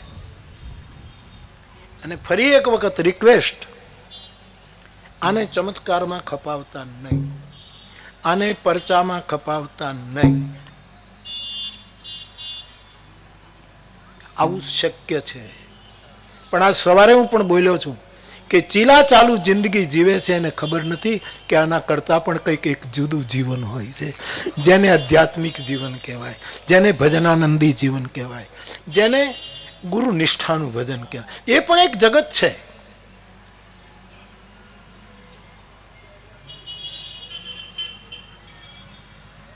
હમણાં નિલેશને ત્યાં અમે નાસ્તો કરતા હતા ત્યારે હું કહેતો હતો કે અમારે ભોળાભાઈ પટેલ, એમણે કેમ્બ્રિજ યુનિવર્સિટીનો એક વિદ્યાર્થીનો લેખ એને ભાષાંતરિત કર્યો, અને અહીંયા જ્યારે અસ્મિતા પર્વ ચાલતું ત્યારે મને એમણે વાત કરેલી. અને આવી જ વાત ક્યાંક પાંડુરંગ દાદાએ પણ કરી છે એવું મને ખ્યાલ છે કે કેમ્બ્રિજ યુનિવર્સિટીમાં એક વિદ્યાર્થી ગણિતમાં પૂરેપૂરા માર્ક્સ, વિજ્ઞાનમાં, ઇતિહાસમાં, ભૂગોળમાં, જેટલા સબ્જેક્ટ હશે એમાં અવ્વલ નંબરે પાસ. એને યુનિવર્સિટીના સંચાલકોએ એડમિશન ના આપ્યું. આ બનેલી ઘટના. એટલે વાલીઓ, ખુદ વિદ્યાર્થી પણ આમ શિકાયતના સ્વરમાં કહે કે હું બધા કરતાં આગળ છું, બાકીના બધા ના માર્ક્સ ઓછા છે ને તમે મને કેમ? તો કે એક જ કારણ છે, તું આસ્તિક નથી. અહીંયા આસ્તિક એટલે ઈશ્વરમાં માને અને ઈશ્વરમાં ન માને એવી વાત નથી. તું આકાશમાં નથી માનતો, તું જળ તત્વમાં નથી માનતો, તું તેજ તત્વમાં, તું મનુષ્યમાં નથી માનતો, તું માનવમાં કાંઈ માનતો નથી, તું આ જગતનું બીજ તત્વ શું છે એને નથી માનતું. એ અર્થમાં તારામાં આસ્તિક. અને તારા જેવો છાત્ર જો અમારી યુનિવર્સિટીમાં નકારાત્મક વૃત્તિ લઈને જો ડેવલપ થાય તો અમારી શિક્ષણ સંસ્થા લાજે. એટલા માટે આ મને ગમેલું બહુ. એટલે આસ્તિક નાસ્તિક, આસ્તિક હોય એને આવા ચમત્કાર થાય એવા અર્થમાં પ્લીઝ નહીં લેતા. આને હું ચમત્કાર ગણતો જ નથી. આ થવું જ જોઈએ. અને આ ન થયું હોય તો એની ઇજ્જત જાય. બાવાની શું ઇજ્જત જાય? એની ઇજ્જતનો સવાલ છે. પણ આપણી બધાની નિષ્ઠા બહુ જ પરિપક્વ થાય એટલા માટે થોડીક દિલની વાત આપના સુધી કહેવાનું મન થયું. પણ તમારું કદાચ રામ નામને લીધે પરમાત્મા તત્વ પણ સક્રિય થઈ. હું ઈચ્છું કે આમાંથી કોઈને એ અનુભૂતિ પણ થઈ જાય. આપણે ઈચ્છીએ, શુભકામના. તો એક વસ્તુનું ધ્યાન રાખવું, એ શક્તિનો ચમત્કાર કે પરચામાં કોઈ દિવસ ઉપયોગ ન કરવો. નહીતર એ ઉર્જા શરમાશે કે આટલી મૂલ્યવાન સામર્થ્યને તે તુચ્છમાં ઉપયોગ કર્યો. અને મોટું બહુ પ્રમાણ છે આપણી પાસે મહારાષ્ટ્રના એક સમર્થ સંત એકનાથજી. એકનાથજીની ઉપસ્થિતિ, ભજનાનંદી પુરુષ છે, નિરંતર રામકૃષ્ણ હરિ, રામકૃષ્ણ હરિ, રામકૃષ્ણ હરિ, અથવા તો વિઠ્ઠલ વિઠ્ઠલ એમાં રહે છે. એ વખતના એક દંડી સ્વામી, દંડી સંન્યાસી. પહેલાં તો હર્ષભાઈ આ સંસ્કાર સેવાશ્રમમાં ચાતુર્માસ કરવા માટે સંન્યાસીઓ આવતા હતા. હવે એ લોકો નથી આવતા એમ નહીં, કારણ કે હવે બધાને નિવાસ થઈ ગયા છે. કારણ કે હવે બીજે ગમે ત્યાં જાય તો એવી સુવિધા ન હોય. એટલી સુવિધા પરમાત્માની કૃપાથી એના ભજનના બળે. એટલે હવે નહીંતર અહીંયા આપણે કેટલા સંન્યાસીઓ આવતા.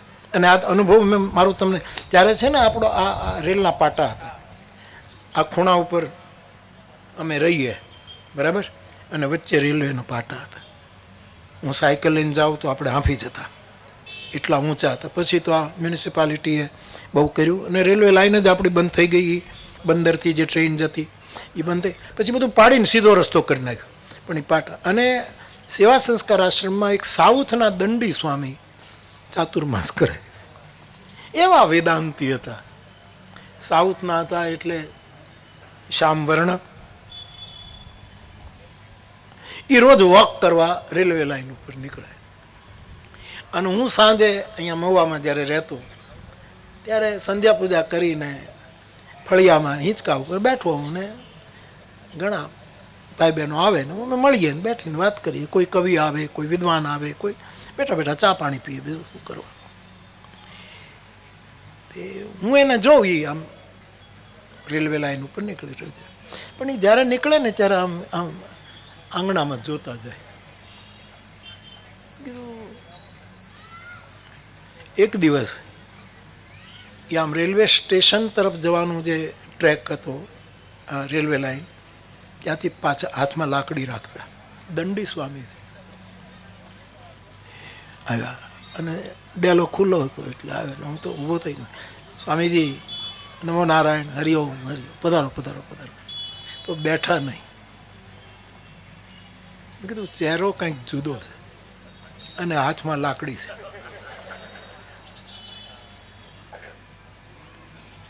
મને કહે આ જે રામધૂન ચાલે છે એ તમે શરૂ કરાવી છે? મેં કીધું સ્વામીજી કાંઈ ભૂલ? અરે કે પણ રાતે આટલી ધમાલ બોલાવાય? અમારે સૂવું નહીં. રાતે 2-2 વાગે શ્રી રામ જય રામ જય જય રામ.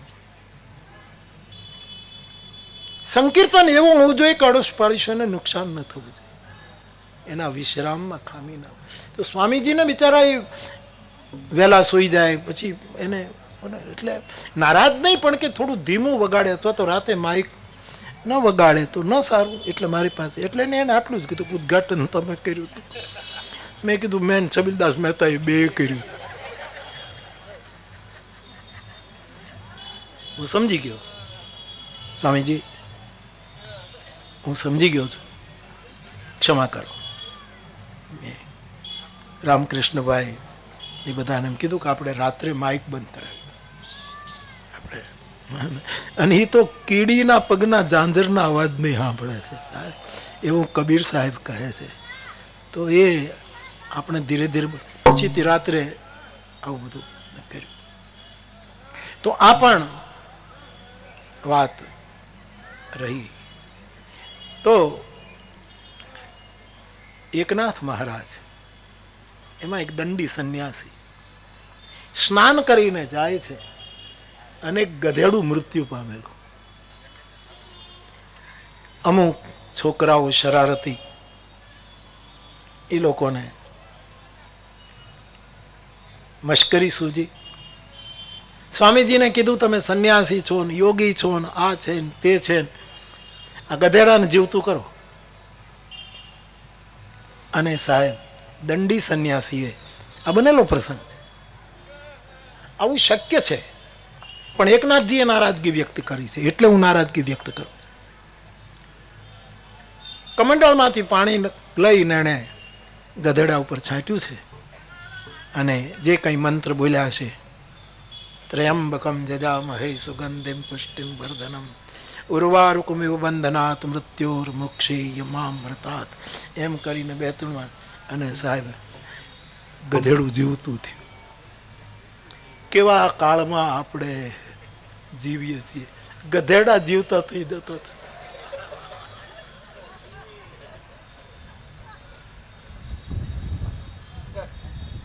જીવતું થઈ ગયું.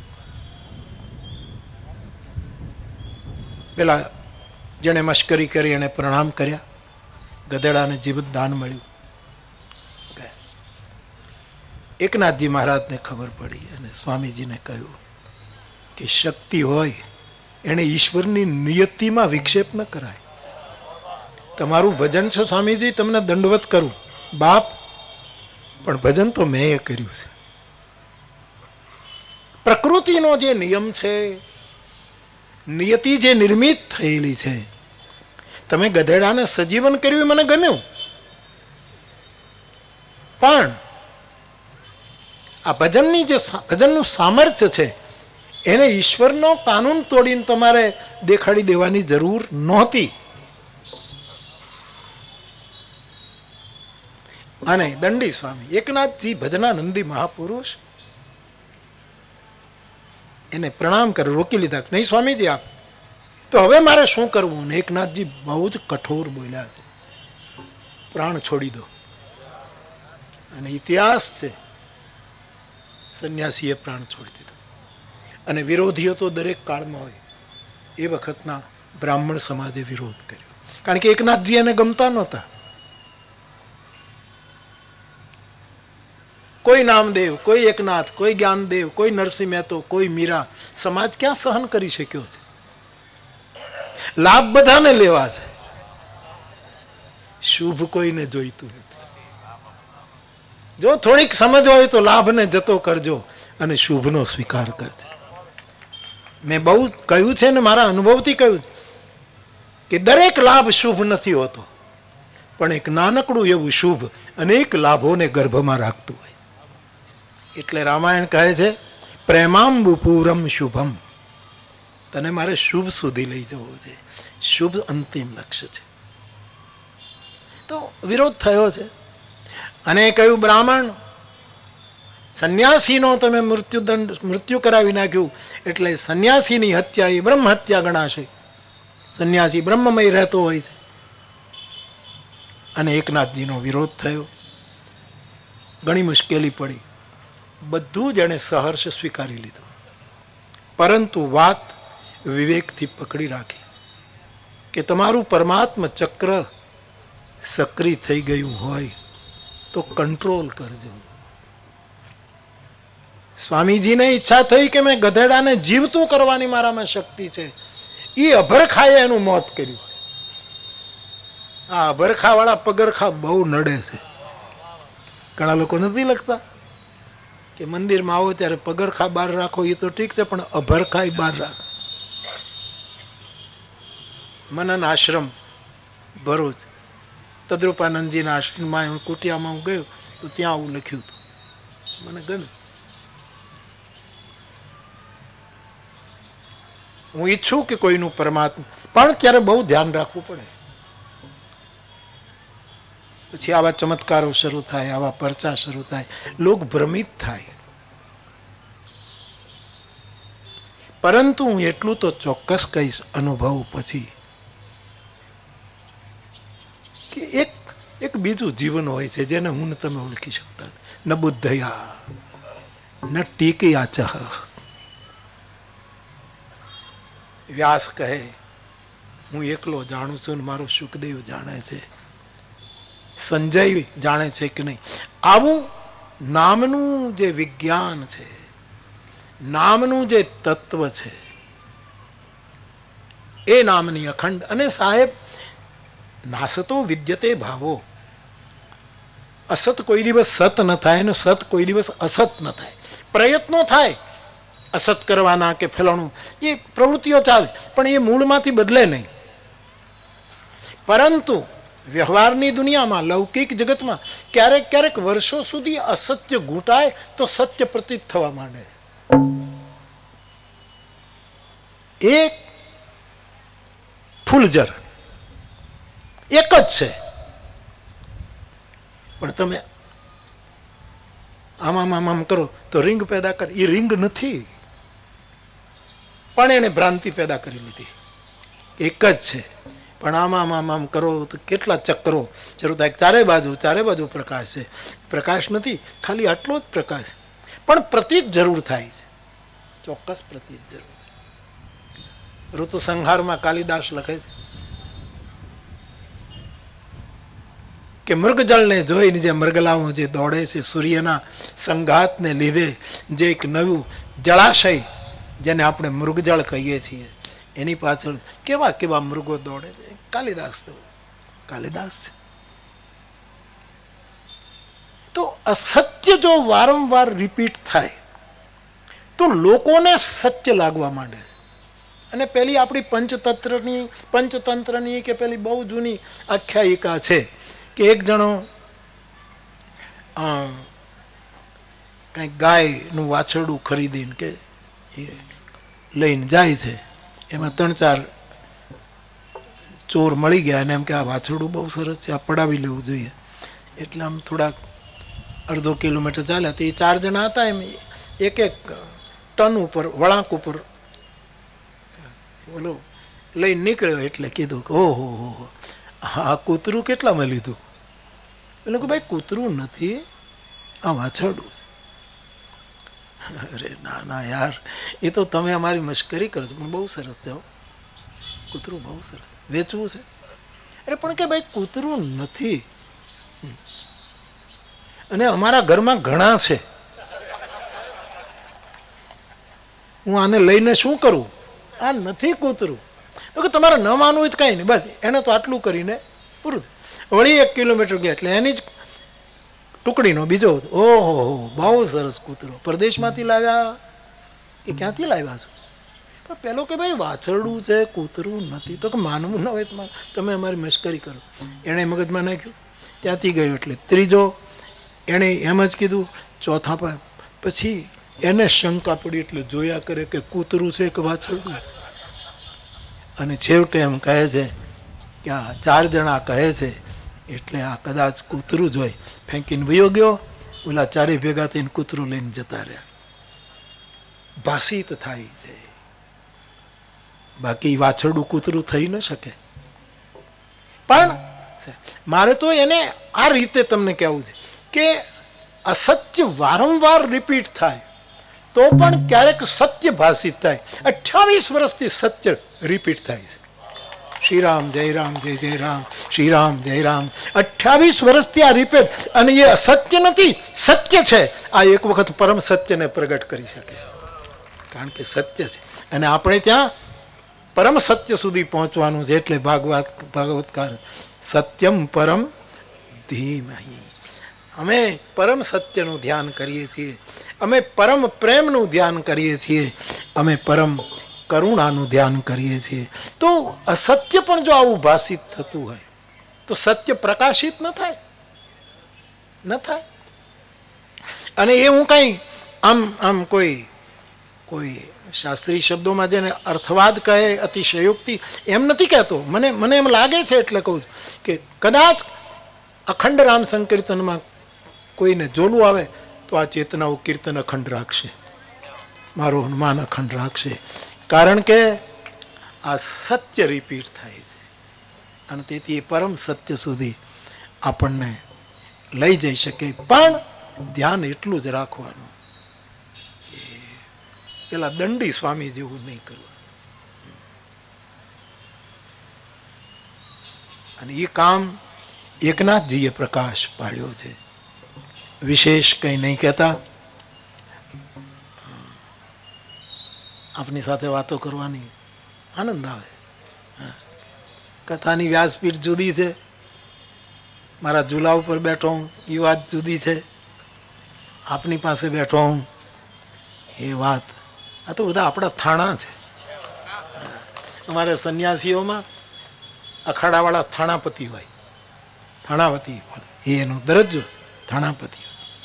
આપણા બધા થાણા છે. ડુંગરે ડુંગરે કાદુના ડાયરા હતા, હવે ડુંગરે ડુંગરે બાપુના ડાયરા છે સાહેબ. અને ત્યાં બીજી રકમ છોડ નહીં, હરિનામની, પ્રભુના નામની, ભગવાનના રૂપની, એની લીલાની, એની કથાની, એના ધામની. એવું એક બહુ જ પુણ્ય કર્મ મહુવાને આંગણે આ સંતોની કૃપાથી, અને મોટો ભાગ રામ ભગતે યોજ્યો. તમે જે મેનેજર સાહેબને યાદ કર્યા, હા હા દેના બેંકના હતા ને, હા એ ઋષિકભાઈ ને બધા તો ખરા છે. કેવી પ્રેમ ભિક્ષુકજી બાપુ આવ્યા ત્યારે જે આપણે ભાદરોડને ઝાંપેથી ત્યાંથી જે નીકળ્યા એ સરઘસ મેં જોયું છે સાહેબ. ઓહો, કેટલા ભાવમાં લોકો મહુવા તન્મય થયું છે. અને આ વસ્તુની પછી તો ડોંગરે બાપા અને પ્રેમ ભિક્ષુકજીનું મિલન જેપી પારેખ હાઈસ્કૂલમાં, આ બધું મારી તલગાજરડી આંખોએ જોયેલું છે. એમણે આ બીજ રોપ્યું છે, અને રામ નામ બીજ મંત્ર છે, બીજ મંત્ર. વિનય પત્રિકામાં ગોસ્વામીજી કહે છે, बीज मंत्र जपिए सदा जो जपत महेश. जो शंकर इस मंत्र का जाप करते हैं वो बीज मंत्र है, महामंत्र है, परम मंत्र है. एवा राम नामનું સંકીર્તન મહુવાને આંગણે. ઘણાને આને ગેલછાઈ ગણે છે, ઘણા કહેતા હોય કે આ શું સતત આ એવું. એ તો બધા અભિપ્રાયો તો આવે જ, એમાં આપણે કાંઈ વિચારવાનું નહીં. પણ આ ધૂણી અખંડ તપો. અને હરીશ, તારી, તમારા પરિવારની અને મહુવાના સહયોગની આમાં આહુતિ કાયમ અપાતી રહે. અને હું તો છું જ, આપણે તો છીએ જ. વિશેષ કંઈ નહીં કહેતા. શ્રી રામ જય રામ જય જય રામ. બધા ગાઓ.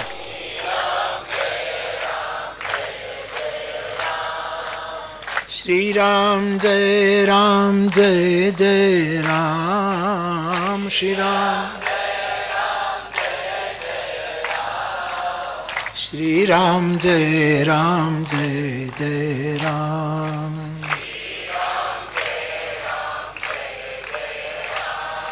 મંગલ ભવનય મંગલહારી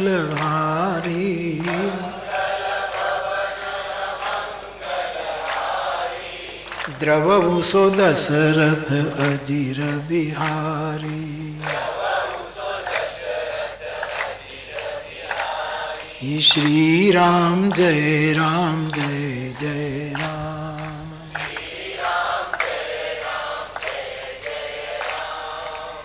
જય જય જય હનુમાન ગોસાઈ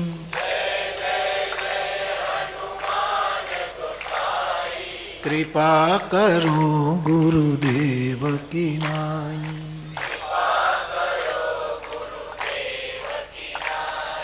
શ્રી રામ જય રામ જય જય રામ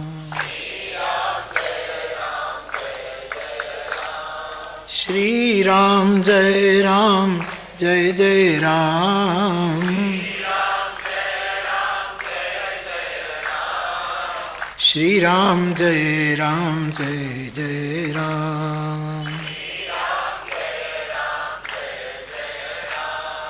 શ્રી રામ જય રામ જય જય રામ. તો મેં કરેલી વાતોને પ્લીઝ પ્લીઝ પ્લીઝ ચમત્કારમાન પરચામાં ખપાવતા નહીં. અને બીજી વિનંતી એ કે હું તમને રામ નામનો ઉપદેશ આપવા નથી આવ્યો, તમારામાં પડેલા બીજને ક્યાંક કોંટો ફૂટે એટલા માટે આવ્યો છે. આથી વિશેષ મારું કોઈ પ્રયોજન નથી. આપ સૌને મારા પ્રણામ, સૌને જય સિયારામ. આવતી હનુમાન જયંતિ પાછા ભગવાન કરે મળીએ.